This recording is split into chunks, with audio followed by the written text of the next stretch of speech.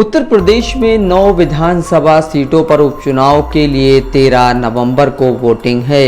इन सीटों पर चुनावी तस्वीर हर दिन बदल रही है।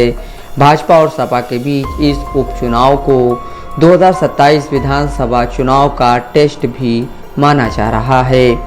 इन 9 सीटों में मैनपुरी की करहल सीट और कानपुर की सीसामऊ सीट सबसे ज़्यादा चर्चा में है।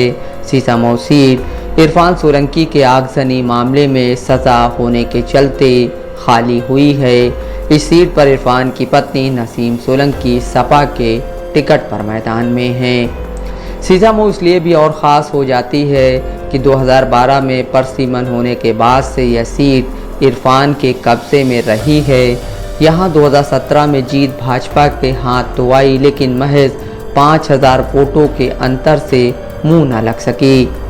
भाजपा ने यहाँ जीत हासिल करने के लिए अपने सारे घोड़े खोल रखे हैं। यहाँ तक कि भाजपा ने अब मुस्लिम वोटरों पर भी डोरे डालने शुरू कर दिए हैं। सीसामऊ उपचुनाव के लिए कुल 5 उम्मीदवार मैदान में हैं। बुधवार को एक मुस्लिम उम्मीदवार आफ्ताब शरीफ के नामांकन वापस ले लेने के चलते अब नसीम सोलंकी ही मुस्लिम उम्मीदवार के रूप में बची हैं। सीसामऊ सीट पर एक मुस्लिम, 2 ब्राह्मण, 1 दलित और 1 ओबीसी चेहरे के रूप में प्रत्याशी चुनाव लड़ेंगे। मुस्लिम में सपा से नसीम सोलंकी, भाजपा से सुरेश अवस्थी और बसपा से वीरेंद्र शुक्ला, सभी जन पार्टी से अशोक पासवान और निर्दलीय के रूप में कृष्ण कुमार यादव चुनाव लड़ेंगे। सीसामऊ सीट पर 2 ब्राह्मण प्रत्याशियों के बीच ब्राह्मण वोट बंटने की बात की जा रही है, जिसमें सबसे ज़्यादा नुकसान भाजपा का बताया जा रहा है। ब्राह्मण वोट बैंक हासिल करने के लिए दोनों ही दलों के प्रत्याशी हो पसीना बहा रहे हैं। मौजूदा सियासी समीकरण के मुताबिक कानपुर की सीसामऊ सीट पर संवेदना और जाति समीकरण के बीच मुकाबले की चर्चा है। फिलहाल संवेदनाओं के सहारे नसीम सोलंकी भाजपा के सुरेश अवस्थी पर भारी दिख रही हैं। मुस्लिम बाहुल इस सीट पर जहां एक और नसीम के आंसू वोटर को अपनी ओर कनेक्ट कर रहे हैं, तो वहीं भाजपा भीतरघात से जूझ रही है। हालांकि भाजपा ने अगर अपना भीतरघात रोक लिया तो जाति समीकरण उसके फेवर में माहौल बना सकते हैं।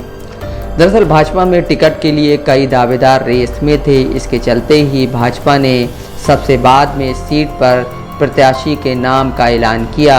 कहा जा रहा है कि भाजपा से जो नाम रेस में थे, टिकट न मिलने की वजह से वो और उनके समर्थक नाराज़ हैं और उन्होंने ही भाजपा प्रत्याशी सुरेश अवस्थी को हराने की सुपारी ले रखी है।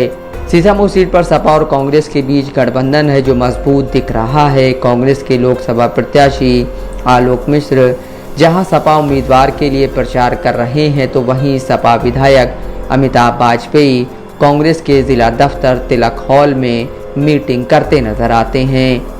नसीम सोलंकी को टिकट दिए जाने पर किसी ने कोई आपत्ति नहीं दर्ज कराई। सपा और कांग्रेस दोनों ही पार्टी के नेता व कार्यकर्ता नसीम के लिए जमकर कैंपेनिंग कर रहे हैं।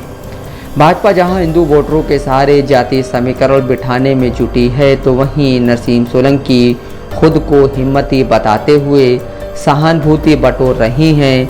वह लोगों को यही मैसेज दे रही हैं कि यह चुनाव आखिरी सीढ़ी है, आप मेरा परिवार हैं।